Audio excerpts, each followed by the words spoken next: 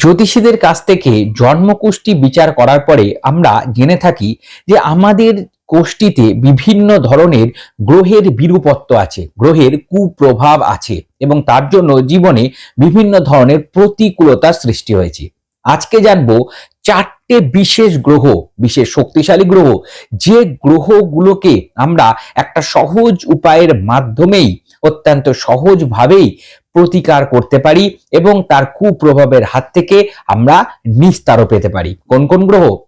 চন্দ্র, শুক্র, মঙ্গল এবং রাহু।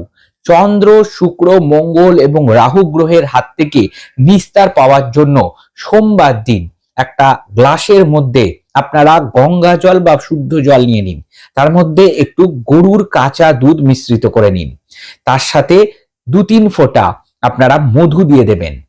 এই যে গ্লাসটি, সেটি রাত্রিবেলা শোয়ার সময় মাথার কাছে নিয়ে ঘুমোবেন।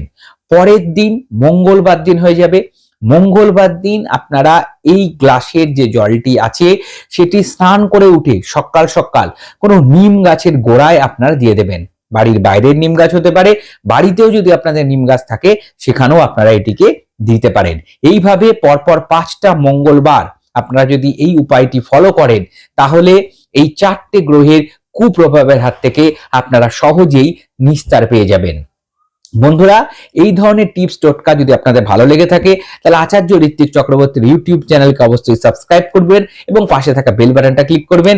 আর নিজস্ব জন্মকুষ্টি বিচার করাতে গেলে নিচের যে নাম্বার যাচ্ছে সেই নাম্বারে হোয়াটসঅ্যাপ করে আমার সাথে কন্ট্যাক্ট করুন এবং ঘরে বসেই অনলাইনেই নিজস্ব জন্মকুষ্টি বিচার করিয়ে নেবেন।